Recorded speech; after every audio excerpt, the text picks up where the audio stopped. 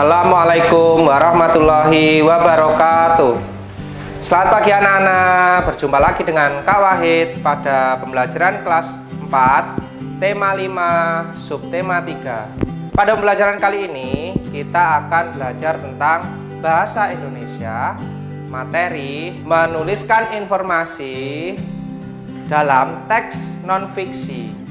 Apa itu teks non-fiksi dan informasi apa saja yang harus kita ketahui dalam teks non-fiksi? Mari kita simak pembelajaran berikut ini.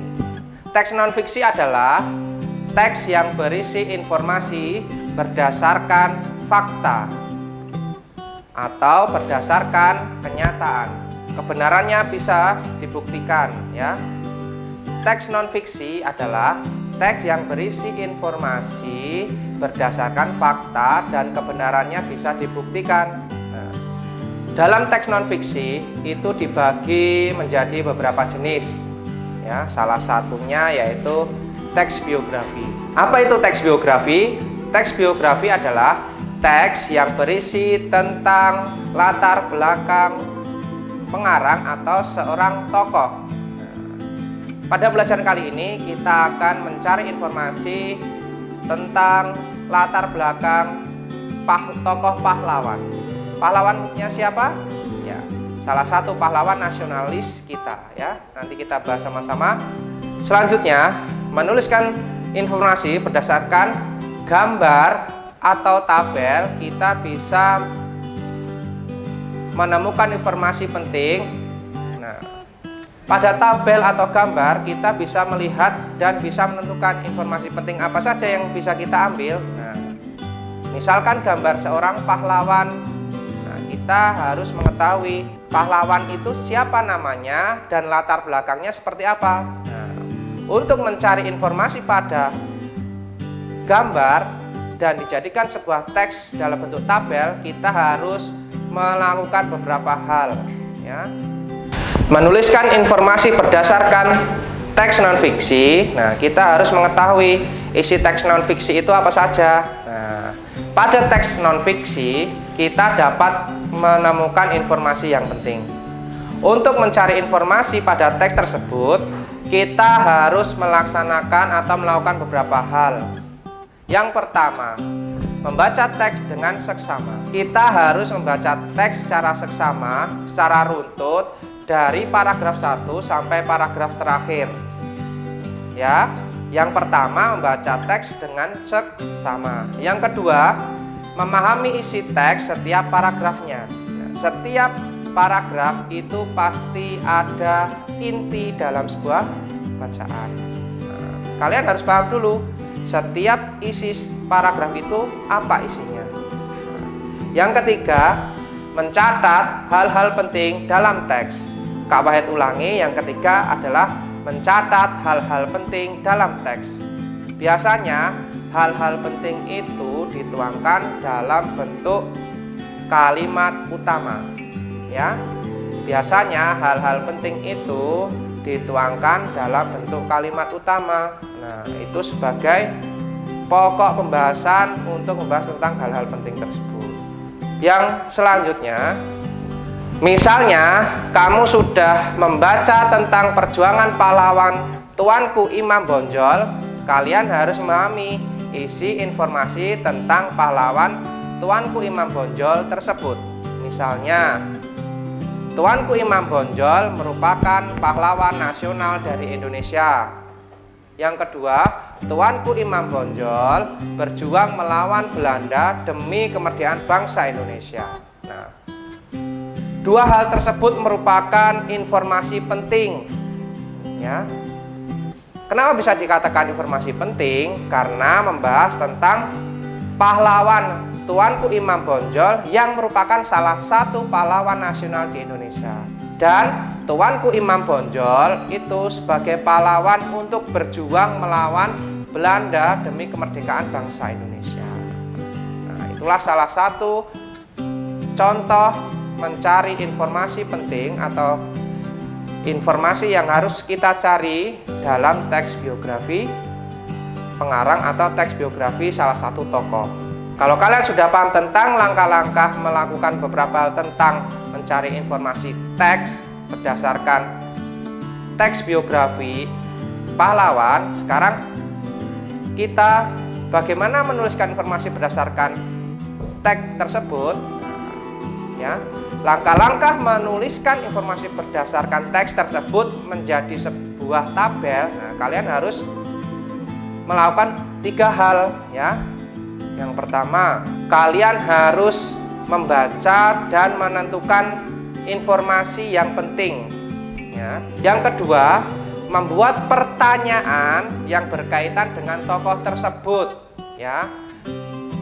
Kak Wahid ulangi, yang kedua membuat pertanyaan berkaitan dengan tokoh tersebut. Kalau menuliskan pertanyaan berarti itu berkaitan dengan kalimat tanya. Nah, kalimat tanya itu biasanya ditandai dalam sebuah kalimat, itu pasti ada kalimat tanyanya. Biasanya dalam membuat kalimat tanya itu menggunakan beberapa kata tanya, yaitu apa, siapa, di mana, bagaimana, dan mengapa. Nah, contoh,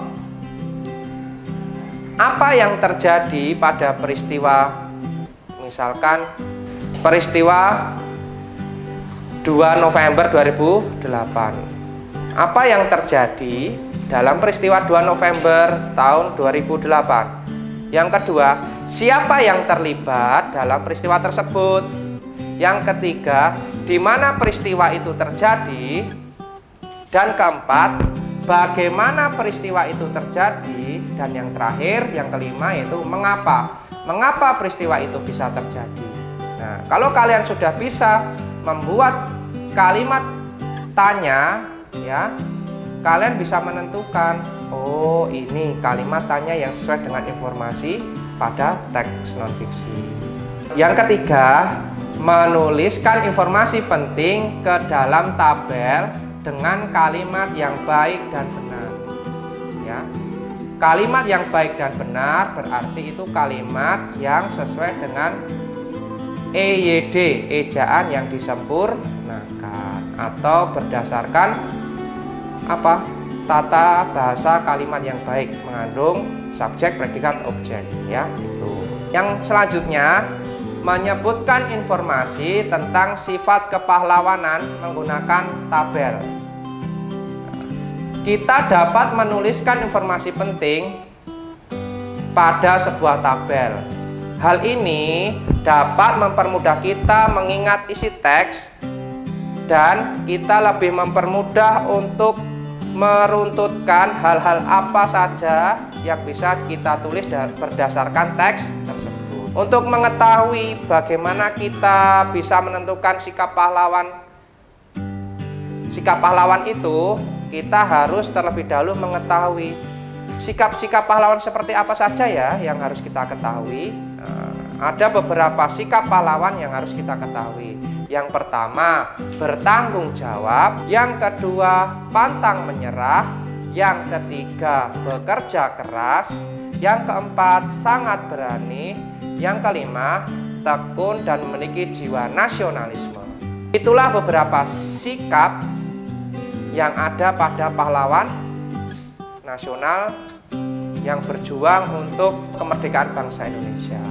Nah, ya, untuk lebih jelasnya silakan kalian melihat contoh berikut ini. Nanti Kak Wahid akan membacakan sebuah teks, kemudian nanti Kak Wahid akan menampilkan hasil menuliskan informasi dalam bentuk tabel, ya. Simak teks dan contoh berikut ini, ya. Contoh, perjuangan Sutomo. Sutomo atau dikenal dengan panggilan Bung Tomo tercatat sebagai pahlawan nasional sejak 2 November 2008. Bung Tomo lahir di Kampung Bluran di pusat kota Surabaya pada tanggal 3 Oktober 1820. Sutomo juga pernah bekerja sebagai jurnalis lepas pada harian Soera Domoen. Setahun kemudian menjadi redaktur mingguan Pembela Rakyat. Sejak kedatangan sekutu dan pasukan Nika di Surabaya, Bung Tomo berjuang mati-matian untuk mempertahankan Surabaya dari cengkraman sekutu dan Nika. Bung Tomo memiliki pengaruh kuat di kalangan pemuda dan para pejuang. Ia dengan lantang membakar semangat pejuang untuk bertempur habis-habisan melawan pasukan sekutu, dan tanggal 10 November 1945 dikenal sebagai Hari Pahlawan. Berdasarkan teks cerita pahlawan Bung Tomo, dapat diambil informasi dan dibuat tabel sebagai berikut. Apa yang kamu ketahui tentang Bung Tomo? Dan apa yang ingin kamu ketahui lebih lanjut tentang Bung Tomo? Apa yang kamu tentang Bung Tomo? Yang pertama, Sutomo atau dikenal dengan panggilan Bung Tomo tercatat sebagai pahlawan nasional sejak 2 November 2008. Bung Tomo lahir di Kampung Bluran di pusat kota Surabaya 3 Oktober 1820. Yang kedua, Sutomo juga pernah bekerja sebagai jurnalis lepas pada harian Suerado Moen. Setahun kemudian menjadi redaktur mingguan Pembela Rakyat. Yang ketiga, Bung Tomo memiliki pengaruh kuat di kalangan pemuda dan para pejuang. Ia dengan lantang membakar semangat pejuang untuk bertempur habis-habisan melawan pasukan sekutu, dan tanggal 10 November 1945 dikenal sebagai Hari Pahlawan. Kemudian, apa yang ingin kamu ketahui lebih lanjut tentang Bung Tomo?